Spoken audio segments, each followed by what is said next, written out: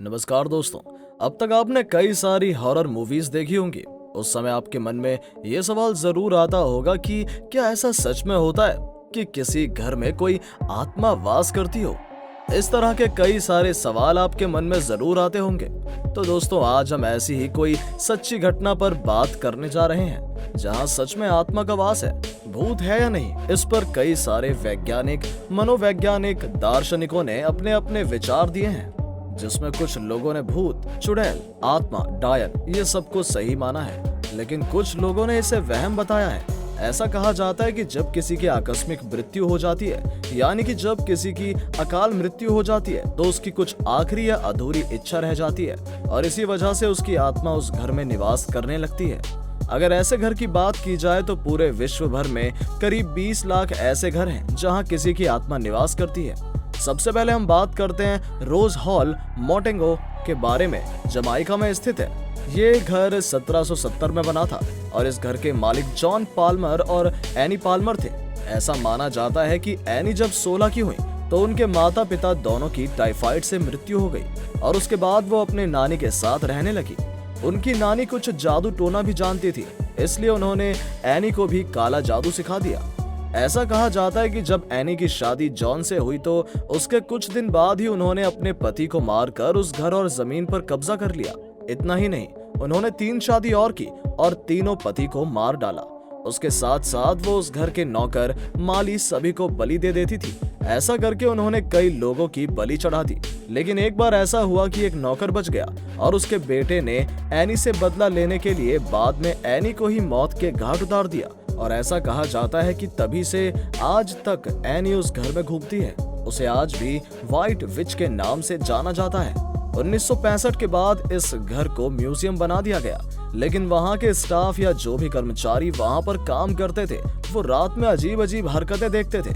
दरवाजा अपने आप कभी बंद हो जाता था तो कभी खुद ही खुल भी जाता था।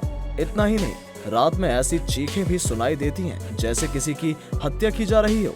इसको देखते हुए उस पर कई सारी मूवीज भी बनाई गई। ऐसी ही घटना एक बार कैलिफोर्निया में देखी गई।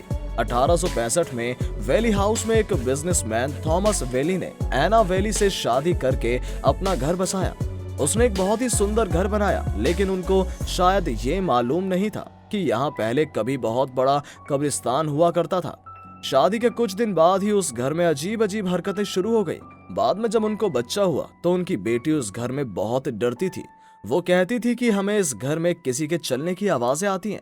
उसके बाद इनको एक बेटा हुआ, लेकिन दुर्भाग्यवश मात्र 16 माह की उम्र में ही उसकी मौत हो गई। एक मौत का दुख अभी सही से मिटा भी नहीं था कि उसकी बेटी ने भी गोली मारकर आत्महत्या कर ली। कुछ साल बाद इन दोनों की भी मौत हो गई। उसके बाद जो भी उस घर में रहने आया उसकी अचानक मौत हो जाती थी। उस घर में बहुत सारी अजीब हरकतें भी होती रहती थी, जिसके बाद इस घर को भी हॉन्टेड हाउस का नाम दे दिया।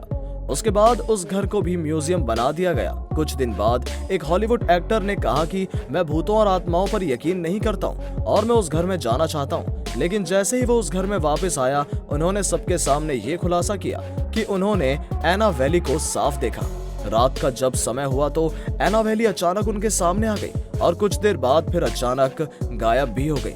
ये देखकर उन्होंने सबके सामने ये भी कहा कि अब मैं इस घर में जाने की दोबारा कोशिश कभी नहीं करूंगा, क्योंकि उस घर में बहुत सारे आदमियों की अजीब तरीके से रोने की आवाजें भी आती हैं। उस घर में डॉली नाम का एक कुत्ता भी रहता था और उस घर में अचानक उसने उस कुत्ते को भी टहलते देखा था, जो अचानक फिर गायब भी हो जाता है। उस समय ये अमेरिका के सबसे भूतिया घर में से एक था।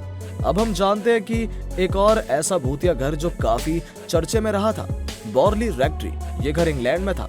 इस घर में सबसे पहले एक प्रीस्ट रहा करता था।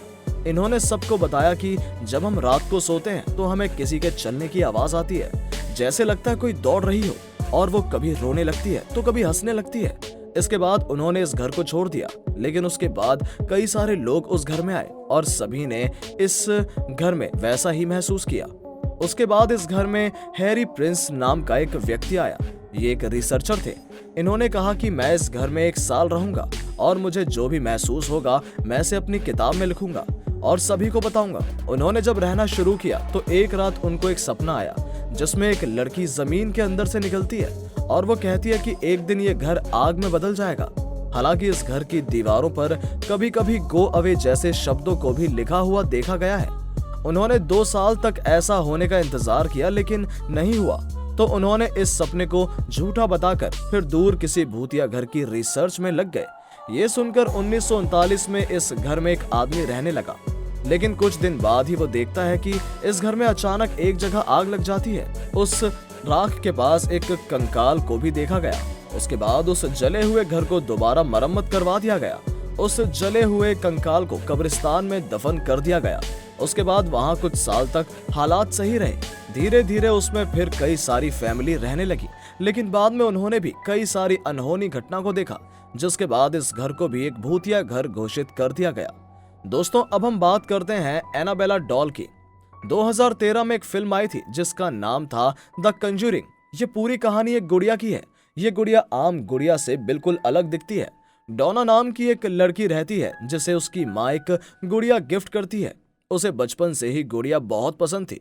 डोना बाद में नर्स की पढ़ाई करने के लिए दूसरी जगह चली गई, लेकिन अपने साथ वो उस गुड़िया को भी लेकर चली गई। वहां पर वो एक हॉस्टल में रहने लगी। उसके साथ एक और लड़की भी रहती थी जिसका नाम था एंजी। कुछ दिन के बाद डोना ने ये महसूस किया कि ये गुड़िया अपने आप जगह बदलती रहती है, क्योंकि जब वो उसे अपने सोफे पर रखकर जाती थी तो कॉलेज से आने के बाद देखती थी कि वो गुड़िया उसके बेड पर पड़ी हुई है। कुछ दिन के बाद ही एक बहुत ही अजीब घटना हुई।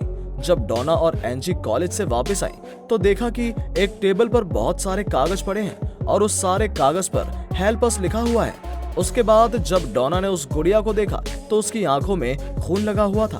उसके बाद डोना ने ये बात अपने घर में सभी को बताई। उसकी जांच के लिए एक तांत्रिक रिसर्चर आया और उसने बताया कि इस गुड़िया में एक लड़की की आत्मा है और उस लड़की का नाम एनाबेला हिगिंस था। उस तांत्रिक ने जब उस आत्मा से बात की तो उस डॉल ने बताया कि वो उसी जमीन पर रहती थी जिस जमीन पर वो हॉस्टल बनाया गया था। उसने कहा कि उसकी मौत 7 साल में ही हो गई थी और वो डोना और एंजी के साथ महफूज फील करती थी। इस बात को सुनकर डोना और एंजी भावुक हो गए और कहा कि अब ये गुड़िया हमारे साथ ही रहेगी। उस हॉस्टल के दूसरे कमरे में लोऊ नाम का एक लड़का रहता था। वो इस गुड़िया को इस हॉस्टल में लाने से मना कर रहा था, क्योंकि उसे इस गुड़िया की शक्ल बहुत ही भयानक लगती थी। एक रात जब वो लोऊ सो रहा था तो उसने ऐसा फील किया कि उसका शरीर काम ही नहीं कर रहा था। उसके कुछ देर बाद ही एक बच्चे की अजीब तरह से हंसने की आवाज आने लगी और जब उसने नीचे की तरफ देखा तो वहीं पर यह गुड़िया पड़ी हुई थी और कुछ देर के बाद वो गुड़िया उसके शरीर पर जाकर बैठ गई। ये देखकर वो बेहोश हो गया। कुछ देर बाद जब होश आया तो उसने पाया कि सब नॉर्मल है, लेकिन अगले दिन उसने फिर ये महसूस किया कि डोना के कमरे में कोई है। जब ये उस कमरे में जाकर देखता है तो वहाँ कोई नहीं था, वहाँ सिर्फ एक गुड़िया टंगी हुई थी। कुछ देर बाद उसके सीने में दर्द होने लगा और उसने जब उसे छुआ तो देखा कि वहाँ बहुत ही धारदार निशान लगा हुआ था और उसके खून भी निकल रहा था। ये घटना जब सबको पता चली तो इसकी सही जानकारी लेने के लिए सभी ने फादर कुक को बुलाया, जो बहुत बड़े प्रीस्ट थे। इन्होंने जब उस गुड़िया से बात की तो पता चला कि वो कोई गुड़िया नहीं है और ना ही उस गुड़िया में किसी 7 साल की बच्ची की आत्मा है, बल्कि उसमें एक शैतान की आत्मा है और वो इन तीनों के शरीर पर पूरा कंट्रोल करना चाहती थी।